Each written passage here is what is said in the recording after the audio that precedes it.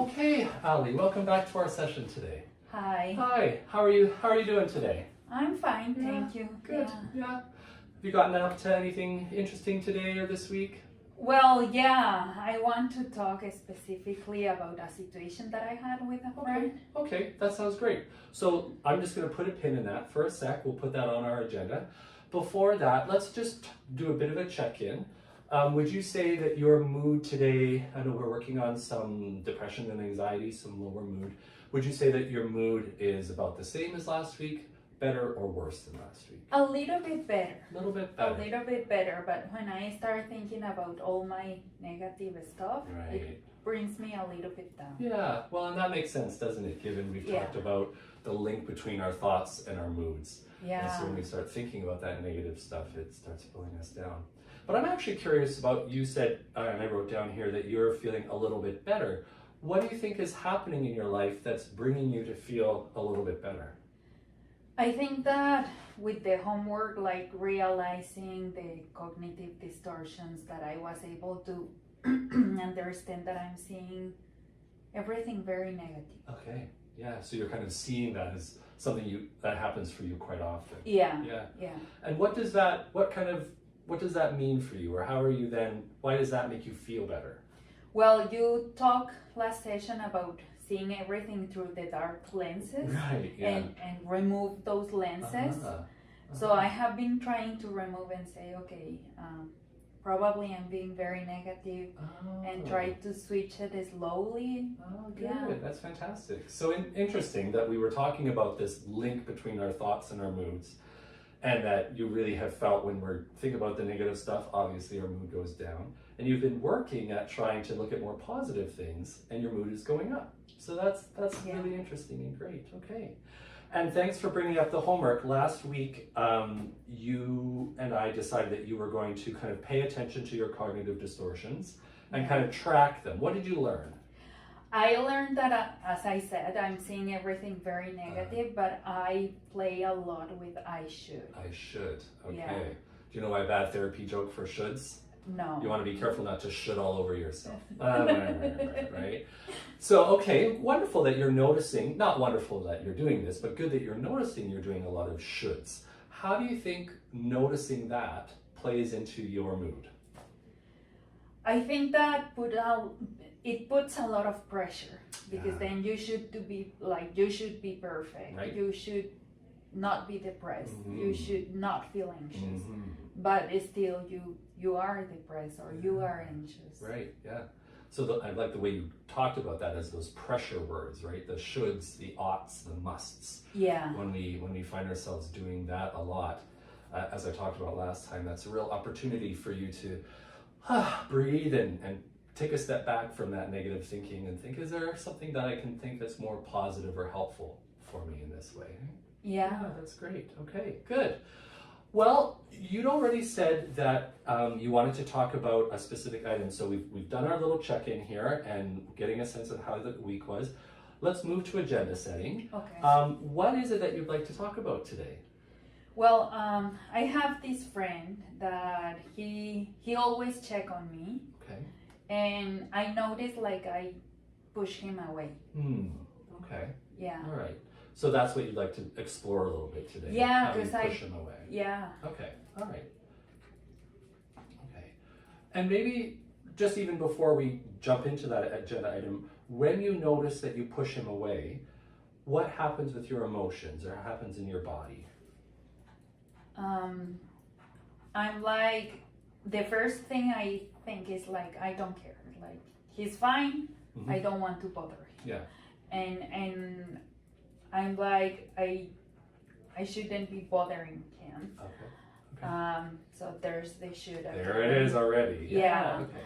And sometimes I feel a little bit down when I'm thinking this way. Okay, great. All right.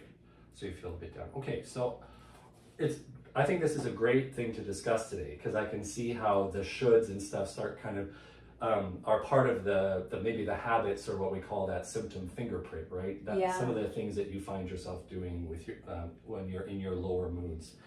And I wonder if we could take this item that you mentioned today, and if I could introduce to you the thought record So it's kind of the next step. We've talked about cognitive distortions. We've talked about the links between our thoughts and our moods and our behaviors. And so this is a tool that I'd like to introduce you to that'll work really well with this situation that you brought up. That'll be a way that we can explore the situation and the thoughts and really analyze it, and then hopefully, ideally, come up with a more balanced thought at the end. Does that sound like a good kind of a little bit of my agenda, a little bit of your agenda today? That sounds good. Great. So we'll do the thought record. Okay. And generally, Ali, that does take up, when I show clients this, it takes up the bulk of the session. Is it okay that this is sort of our one thing today, or is there anything else that you really wanted to make sure we get to? No, I think that will be. That'll be okay. Yeah, all right, because great. I really want to focus on that. Okay, excellent, good. So great, so that's our agenda then for today. Why don't we move into that? And I'll show you this thought record on my trusty old whiteboard here. And then afterwards we can kind of talk about how you want to use this in your own life. But for now, I'll show you up here, and we'll go forward from there, okay? Okay. So let me just arrange things a little bit here so I can be here by the whiteboard. So some of the headings that you'll see here are very similar to what we've used before in the past with our 5-factor model, okay? Okay. So the first thing that we're going to want to look for is a situation, and I just abbreviated here with SIT.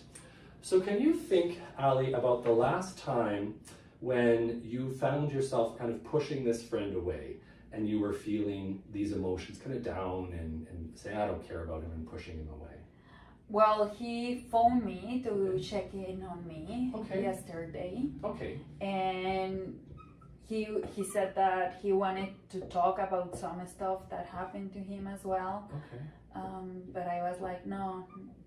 Okay. Good. Okay, so remember when we're doing, this is great, very good. So with the situation, we think about the who, the what, the where, and the when. Mm-hmm. And so we're really off to the races here. So yesterday, your friend phoned and he just sort of wanted to check in. Yeah. Yeah, okay, so check in. And really what we're looking for with these situations is trying to sort of think about, it doesn't have to be 30 minutes, but we try to kind of imagine it contained to about 30 minutes or so. So did this sort of feeling of, nah, I don't want to, did it show up right at the beginning of the conversation, near the end, in the middle? How did that show up, or at what point? In the middle of the conversation, because first he was talking about gathering together, have coffee, and I was kind of okay with that. But when he started talking about checking in on me and wanting to know how am I doing, I was like, no, I'm not ready. That was sort of the feeling where, yeah, I'm not ready, is when that showed up for you. So middle of the conversation was okay, but when he started to ask you about yourself, that's when you sort of felt, I'm not ready. I think that if he told me he needed me, I'll be fine with that, but not all the other way around. Right, okay. Not ready. Okay. Really good reflecting here, Ali. I can really hear that you're sort of thinking hard about this, and even that comment that if he'd asked about you supporting him, no problem, you could do that. But there was really something here, hey, where when he started asking about you, you said, I find myself putting up my hands like this, but that's not what you did. You said, I'm not ready. Yeah. So it felt like you just weren't ready to go there. Yeah. Yeah. And does this resonate with you at all? Does it? Yes, okay. Tell me a little bit about that, how this resonates with you. It's like a stop. Stop.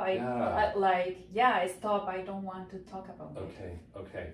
Let's keep that in mind for kind of the next column, but we could even say sort of body, body posture. It's just interesting, isn't it? How our bodies kind of express this, and we put our hands up. Yeah. Kind of like a stop. A stop sign, I call it. Okay, the stop sign. Okay, good. Okay, so nice, clear situation that we understand. This phone call with your friend yesterday, and when he started asking about you, that's when the stop sign came up. Yeah. Okay. Yeah. So the next column that we're going to look at is going to be our moods or emotions column, and we've talked about these before. Single words. I think we looked at that vocabulary list the other day, so there's a few of those that are in your mind. Really kind of put yourself back in this conversation. Mm-hmm. And remember how you sort of felt where you were when you were chatting with him, and then when he started asking you about him, or about yourself, I'm sorry, what started to come up for you in terms of your emotions? I think anxiety. Anxiety, okay. Fear. And fear, okay. Uh-huh. And then at the end I was sad. Sadness, okay, Yeah. all right. And just for us to really understand the emotions here, let's put some numbers to them. As we've done before, we'll rate them. So on a scale of 1 to 100%, 100% being the most anxious you've ever been, and 0 meaning, well, you're probably unconscious, but no anxiety at all. How anxious would you say you were feeling? Again, back in that moment when he started asking you about things. I think like 40. 40, okay. Yeah. 40%, okay. Same thing with fear, on its own scale of 1 to 100%. How strong? I think 60. 60, okay. And you said sadness showed up at the end. Yeah, Is that right? yeah. Okay. Sadness showed at the end, but I think 60 as well. 60 as well, Yeah. okay. So really anxiety was sort of the lowest, and then fear and sadness were the 2 higher ones Yeah. that showed up for you. Does that make sense? We're kind of one of the real pros of these exercises is the logic that comes. Does this sort of make sense if you think about the situation and how you were feeling? Yeah. Yeah, okay. Yeah, I think so. Okay, good. And I will ask you about how that makes sense by looking at our thoughts. Okay. That's our next column here. Thoughts and images. Thoughts and images. So when you think about, you can either, well, let's go with what makes sense. What were the thoughts that were going through your mind that were feeding into, or the voices of the fear and the sadness here? What were the thoughts that were connected to those? That I shouldn't be bothering him. I shouldn't be bothering him. Okay, there's good old should. Shouldn't be bothering him. Okay. What else? That I feel alone. Okay. I feel alone. Yeah, Okay. I'm alone. Okay. Those are 2 different thoughts. Which one has more kind of energy behind it for you? I feel alone, or I am alone? That I don't know, because I don't think I am alone, because I have people reaching out to me. Okay. Okay. But I think that I am pushing them away. Okay. Okay. So there's some other stuff that you just added there. So let's just sort of capture everything. So let's put them both up here. We've got the room. I feel alone. Bit of a difference. I am alone.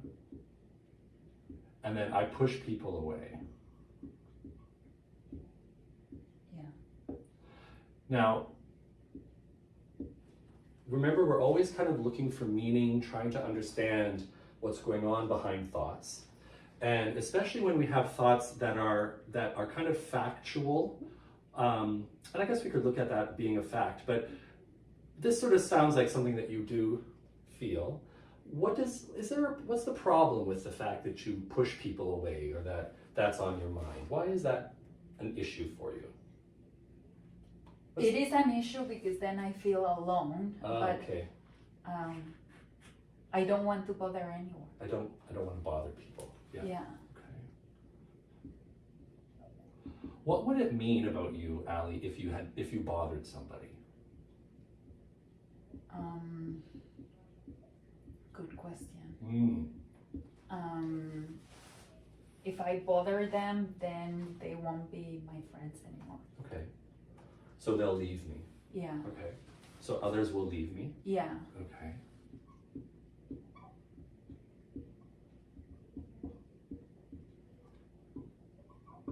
And does it have any meaning for you? If you bother someone, or put them out a little bit, does that have any reflection on you or who you are as a person? Oh yeah, definitely. Okay. What does that meaning? What does that sound like in your mind? That you're not nice You're to not be nice. around. Yeah. Not nice to be around. Okay.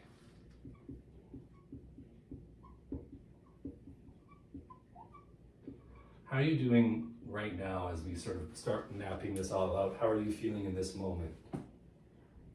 Sad. You're like, feeling sad. Yeah. Yeah. Can you help me understand what's behind the sadness?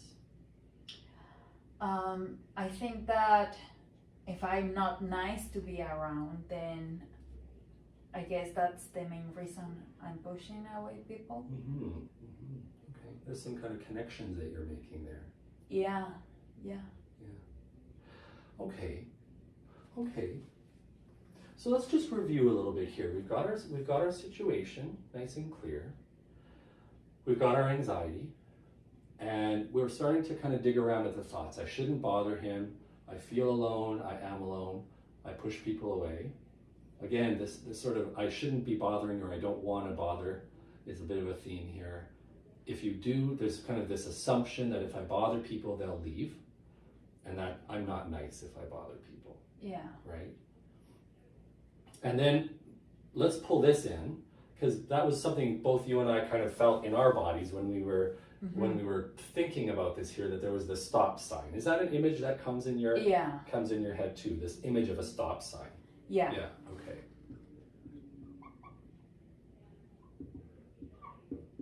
Yeah. And can you or just reflect a little bit, Ali?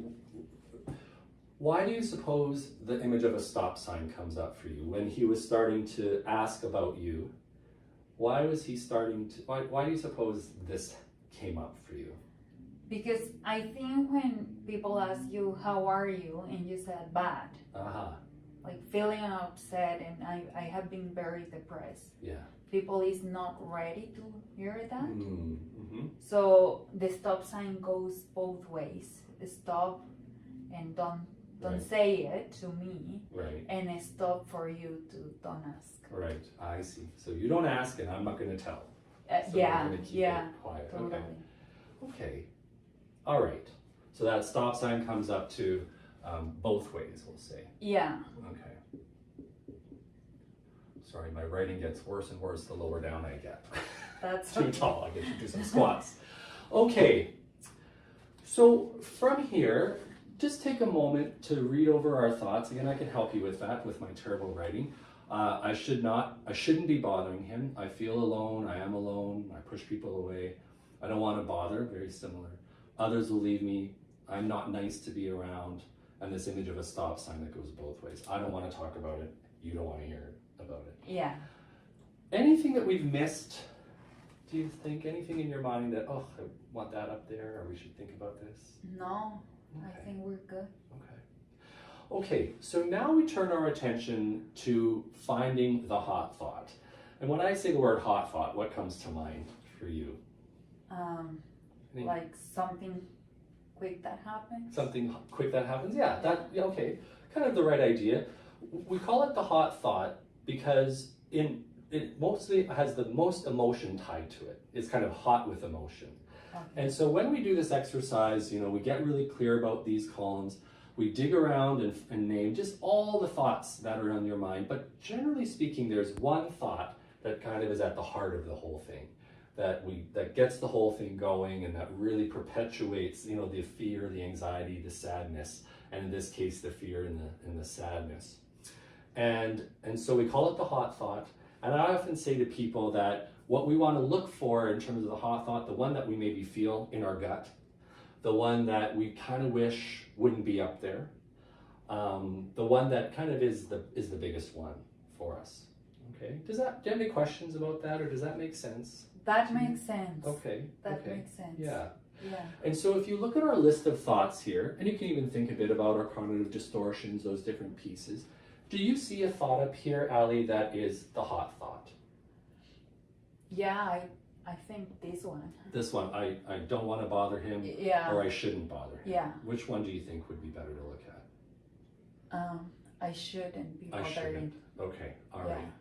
So what we'll do now is we'll give that a circle, and that'll be the thought that we're going to work on for the rest of this exercise. And that's just a really important thing, is you're doing this on your own, that even though all of these thoughts, we might need to spend time, or you might need to spend time kind of thinking about all of them, we really want to do things kind of in an organized way, one step at a time.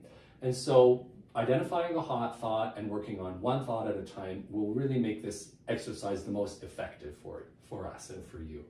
So that's just an important kind of step in this, to name all the thoughts and then find one thought that feels really important to explore.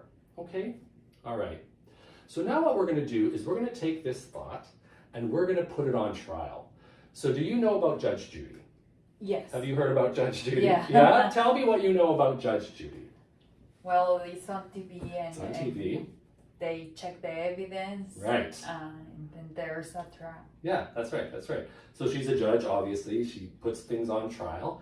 And is she someone who's kind of wishy-washy and gentle and takes any kind of evidence? Well, no. No, how would you describe her personality? Like a very strong personality. Very strong personality, Yeah. right? Exactly. And so sometimes she's a little mean. Between you and me, I think she can be a little gruff. However, we want that same kind of forward strong personality when we're analyzing our thoughts here. And when we're going to bring in evidence, we kind of have to imagine, you know, would Judge Judy say, that's a good piece of evidence, I'm going to take that into my courtroom and think about it? Or is that a really weak piece of evidence and I'm not going to look at that much, okay? Okay. So I always wish I had more space on my whiteboard here, but when we think about evidence, maybe I'll just ask you to bump back just a bit so I'm not standing right over top of you, and I can even adjust this a little bit. There we go. Yeah, Here? great. Are we still in? Yeah, maybe just come in a little.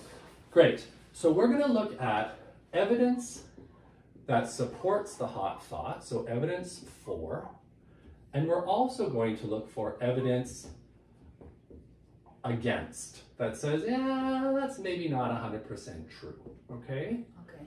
And what we're going to look for is we're going to look for evidence that has different levels of strength. And I'm going to put this up here. So 1 will be weak, 2 will be medium, and 3 will be strong on both sides, okay? Okay. So 1 will be stuff like, I feel like, or I heard that, or stuff that maybe only a couple of people would agree with you on, okay? That would be that kind of evidence. So that kind of thing might be like anecdotes, or things you've heard on the street, or, you know, I heard, you know, I was on Reddit and I read something on the internet. So kind of a little bit weaker. Okay. 2 is that medium strength of evidence. So maybe something like a testimonial or some expert opinion, you know, that's stronger. Maybe at this point there might be some statistics, maybe not, but you know, several more people would agree with you that it's true, okay? And then 3 is our strongest type of evidence. So that's like the smoking gun in a murder trial. Okay. So that's, you know, statistics, that's cold hard facts, tangible items. You know, by that I mean things that, you know, you can hold on to, that, you know, here's a report or here's this thing that I really know to be true.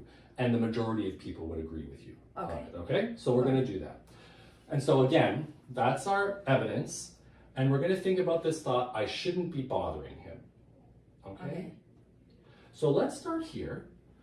Evidence for, that's my terrible writing that says evidence for, and I shouldn't be bothering him. So just start kind of brainstorming, Ali. What is some evidence that says, yes, it's true, you shouldn't be bothering him? When, as I said before, when people ask you, how are you? And you're like, well, really depressed and anxious. Yeah.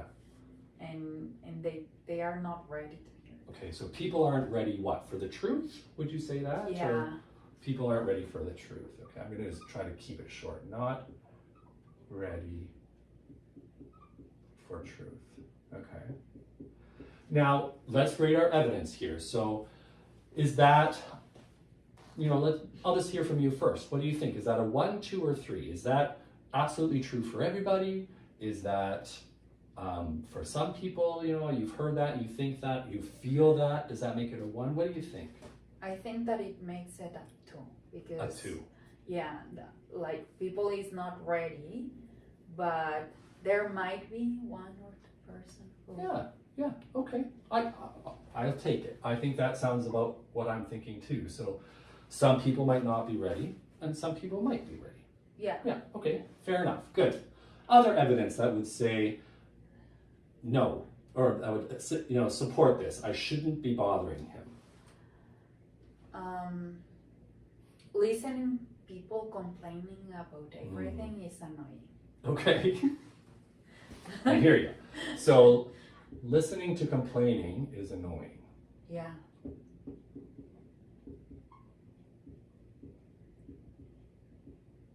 Okay.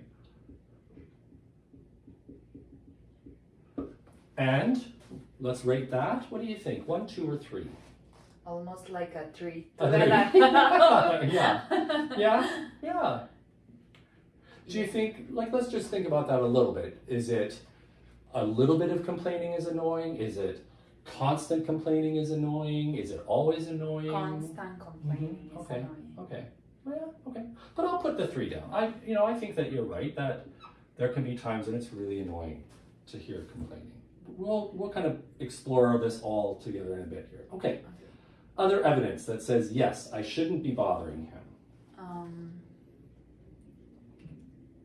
I can't think about anything. You can't think of anything else. Okay.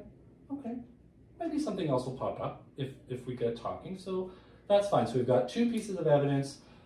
Maybe he's not ready for the truth, and listening to complaining is annoying. Yeah. And our evidence here for kind of a medium piece of evidence and a fairly strong piece of evidence over here. Okay. Let's move over to this column here. So evidence against, that says that this isn't 100% true all the time. What evidence would you have that says, maybe it's okay, or maybe I could tell him what's going on? Well, he has been my friend for over 3 years. Okay, so friend for 3 years.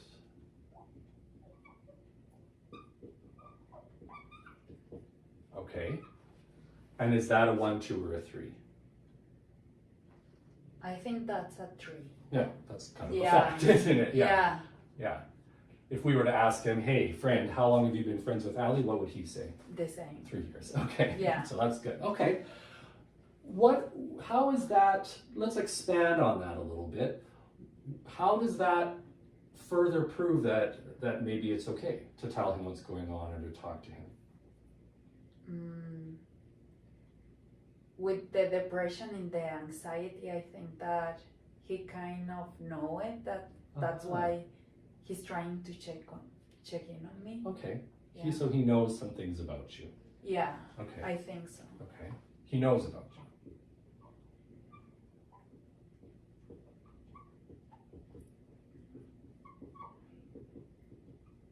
And it's checking in.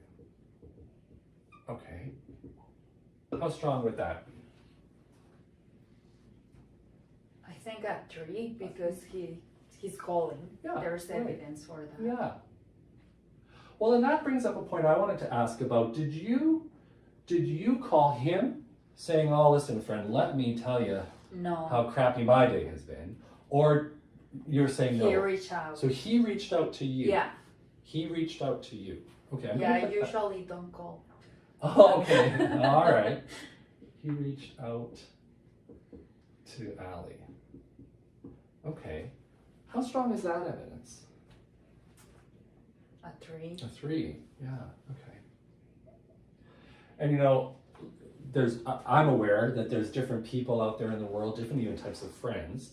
Did he reach out and ask to be like nosy, to get some gossip and dirt on you? Did he reach out because he really cares and wants to help you and support you? Why do you suppose he reached out, or why did he say he wanted to reach out to you? He said that he wanted to have coffee. Okay. And just a gathering. We haven't seen in a long time. Okay. So he asked you to have coffee. Yeah. He asked you to have coffee. So it wasn't just, hey, quick phone call, but hey, let's get together. Yeah. Yeah. Yeah. Okay. And what would that be? Well, a 3. Did he say? Yeah. He said, I want coffee. So that would be a 3. Yeah. Okay. Okay. So you've been friends with him for a long time. He reached out to you, not just a phone call, but he asked for coffee. Okay. I guess I'm just curious. First off, let me check in with you. Any other evidence coming up for you that you want to name here that would say, no, it's not 100% true that I shouldn't be bothering him? No. No. Okay. is it okay if I ask some more questions and kind of explore this some more? I'm just really curious about these ideas that, some people aren't ready and some people don't like listening to complaining. And I think, these are compelling pieces of evidence, relatively strong. Is he the type of person who can handle what's going on? Could he handle hearing? Is he good at that? Does he want that from you? Or is he the kind of person who's, oh my gosh, I don't know what to do with that? No, I think he's good at that. Okay. He's a support worker. He's a support worker. Yeah, okay. And he's always helping people. He's always helping people. Okay. Yeah. So does that mean he's got some training to help people? Yeah. Yeah. I think so. Okay. He's not a counselor or anything. No, okay. But okay. Yeah. Well, and that's okay. So would it be too far to stretch to say, he's good at it or has a passion for it? Yeah. Yeah. Yeah, definitely he has a passion. Has a passion to help. Yeah. Okay, great. Okay, I'm falling behind on my rating. So he's a support worker? Yeah. 1 to 3? 1, 2, or 3? Oh, 3. 3. He has a passion? I guess 2. A 2? Okay. Yeah, we're kind of maybe guessing. Have you ever asked him, do you have a passion? Well, we have talked. Yeah, he okay. said yes. Yeah, okay. Yeah, okay. And even outside of that, how would you, do you think of him as a good friend, a safe friend who you can share with? Yeah, I think so. You do, okay. So you feel like he's a safe, good friend? Yeah. Okay. Do you have any stronger evidence that says he is a good, safe friend? Does he keep your secrets? Does he help you feel better? Well, yeah. Okay. He has helped me feel better in the past. Has helped in the past. Yeah, and whatever I share with him, it wasn't like gossiping or anything. So no gossip, okay. Okay, let's give these numbers. So he feels to you, kind of at a subjective level, gut level, that's why I'm pointing to my tummy, that he's a good friend. What would be the evidence? How strong would that be? I guess I do, because I still feel that if we share more time together, that could increase. Yeah, okay. So it could be that there could be more connection there. Yeah. That makes sense. Okay. Yeah. And he's helped you in the past. Yeah. Is that a 1, 2, or 3? He helped me, but I guess that I pushed him away. Okay. Okay. Yeah. So like he was starting, and then the stop sign. The stop sign came up. Yeah. Okay. So that sounds like there's something else that maybe in another session, or if we take some thought records home, you could explore that pushing away piece here. And maybe we'll get to that here, but that almost sounds like something else that's going on here. So let's take note of that and maybe put it in some, for us to explore maybe as homework or somewhere down the road here. So that pushing away, the stop sign. I'm going to just give this a little cloud here because that seems to come up a bit. Okay. Let's just finish this over here. Has helped in the past. What was that? A 1, 2, or 3? I think a 3. A 3? Okay. And he hasn't gossiped about you in the past? Not that I'm aware. Okay. So what would you 1? give it? A 1 maybe? Sure. We don't know. Yeah. Okay. Okay. Okay. Whew, this is hard work, isn't it? We've done a lot of digging around, looking at the evidence. What are you seeing up at the board? How are you feeling now that we've pulled this all apart and thought about this?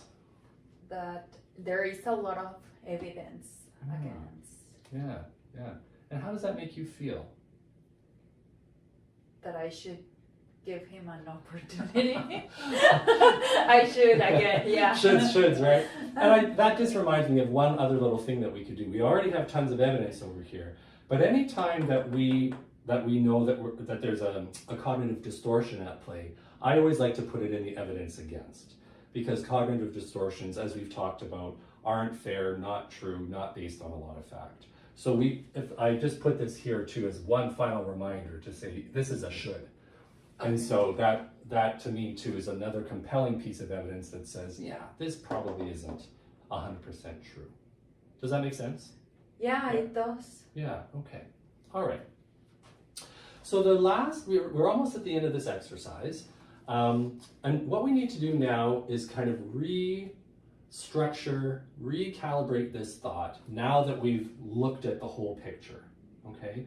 This exercise kind of requires us to take our emotional blinders off, take off the blinders of fear and sadness, and to really analyze what's going on here.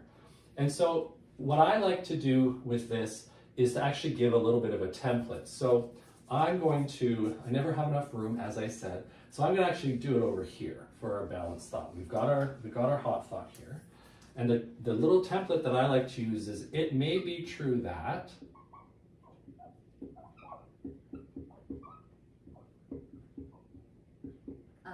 blank, just a sec, and, always and not but, it is also true that.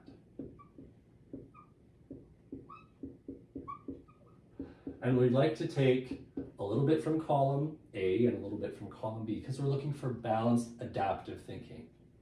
Okay. So if you look at the whole picture now and think about restructuring this thought, what would it be? What comes to mind? Something like, it may be true that I'm scared of bothering people. Okay. I'm scared of bothering people, okay.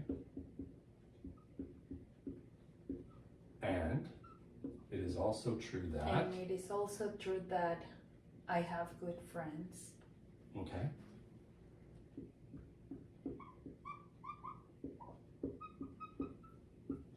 That I have good friends. And is that enough, do you think, or should we add anything else? I think that's enough, because then if I have good friends, I can reach out to them. Okay, great. Yeah, because there's something kind of, in my mind, playing in the background here that you kind of addressed there, where you say, it is also true that I have good friends that can support me, or good friends that I can reach out to. Do we want to write that down, or do you think that? I resonate that with the sentence of they can support me. Okay, can I write that down? Yeah. Okay. Yeah.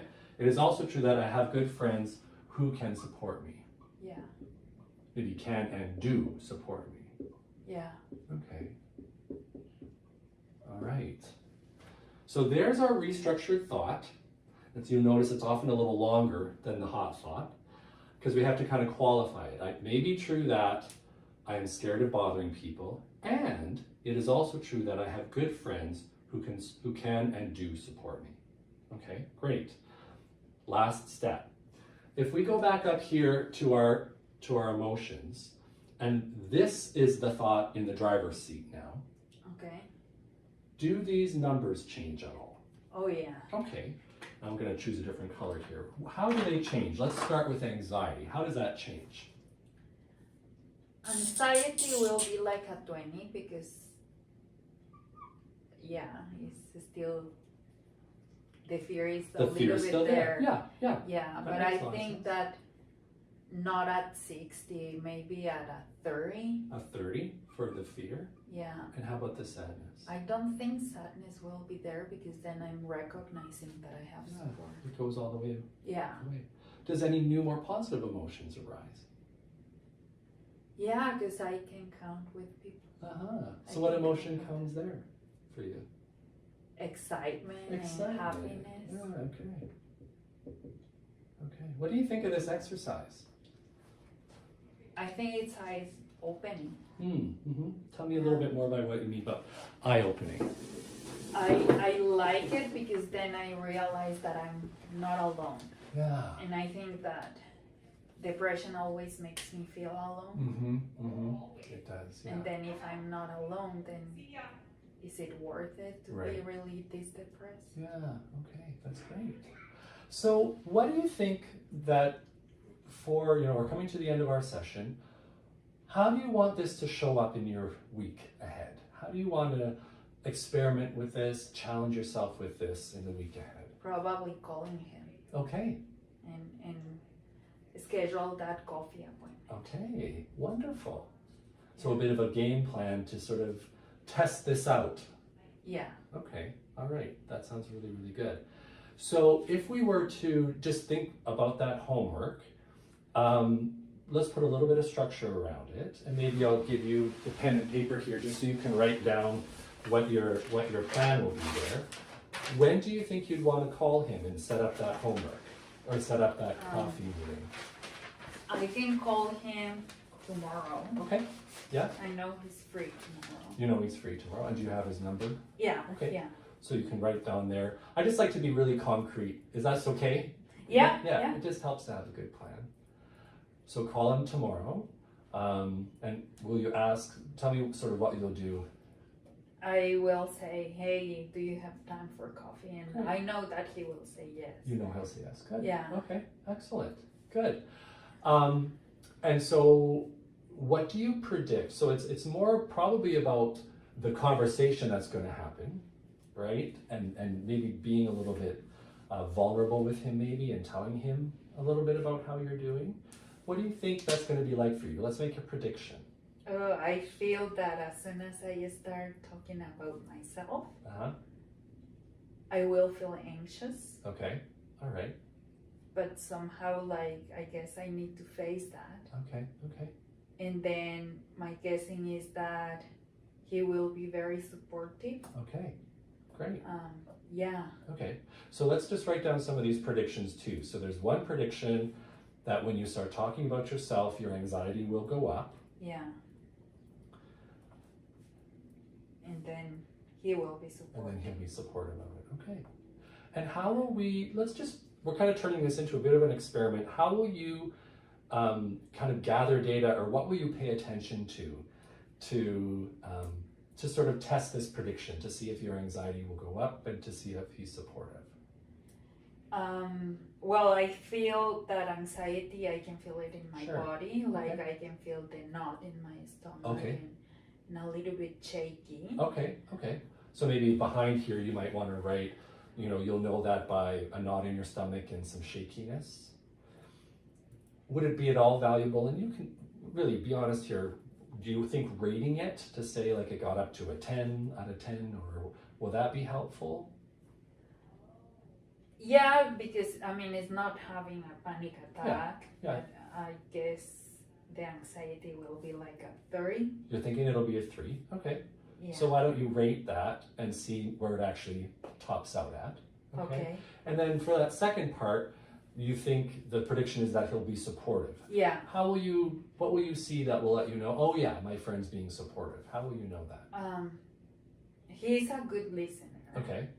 And every time he says, I'm here for you, he has expressed wanting to help me. Okay.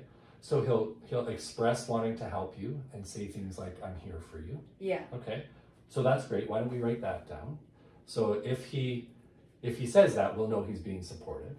Is there anything else that you think you'll observe from him that will let you know that he's being supportive? Yeah, usually he's very expressive. He's like expressive. Yeah, when Okay. he's supportive and when he's happy, he will show it up. Okay. So like physically. okay, yeah. So will it be like smiling and eye Yeah. contact Yeah. and that kind of thing? Okay. Why don't we write some of those things down? So smiling, eye contact, Mm-hmm. kind of those active listening things. Okay, Yeah. Good. Great. So we've got some predictions. We've got some ways to kind of pay attention to that. Anything that might get in the way from this happening? Any obstacles? Probably that I'm too scared to Okay. Yeah. to reach out. Yeah. That can get in our way, and that's pretty common. What do you Yeah. think you'll do with that obstacle? Let's write the word obstacle on there. I'll take a copy of this after so I can throw it in your file. What will you do if your anxiety really starts to peak and you have a hard time? I think remembering all this. Okay. Great, yeah. So maybe what I could do is, or maybe you could take a picture of this before you leave. And if your anxiety gets really high, you can refer to the picture and remind yourself Yeah. of all of this positive information you've got for him. Does that sound good? Yeah, Okay. that sounds good. So the obstacle would be, what were you going to write there? I'm going to write the picture, and I will know that it's Yeah, okay. for this. And do you remember, you just wrote obstacle. Do you remember what the obstacle might be? The anxiety Right. and not cold. Too anxious. Okay, great. How do you feel about this experiment, about this homework? I think that if we are going to put it on evidence, it will be here. It'll support that. That's Yeah. great. Good. Good. Do you feel scared about doing this? Excited about doing this? I'm excited, but a little bit scared. Yeah. More excited Okay, than that's scared. great. Yeah. Good. Okay. Yeah. Okay. So we're at the end of our time. Can you just tell me what, we've done this thought record, and I'll send you some copies. This is a really important tool that we've got in cognitive therapy, and we'll want to visit this over several sessions, and so this won't be the last time you see this. But do you have anything that you would say are your major takeaways from our session today? I guess the major takeaway is that I'm playing a lot with the cognitive distortion. Yeah. Again, the I shouldn't. The shoulds, yeah. But I guess if I review every should with evidence, Mm-hmm. there will be a lot of evidence again for that should. Right, that's great. Okay. And you've got this homework here to kind of try it out. Yes. And put that into practice. Okay, great. Here at the end, do you have any feedback for me? What felt right about today? Like having everything on the Okay, board. written on the Yeah. board. Okay, even though the writing's so sloppy, me in my Yes. left hand. Okay, good. And anything that didn't feel as right? Anything that you'd like me to do less of next? No, I think it was great. Okay, good. Yeah, All right. Thank you. Good. So you've got your homework, and we'll see you next time. Okay. Have a great week. Thank you. Take care. Bye. You too. Bye.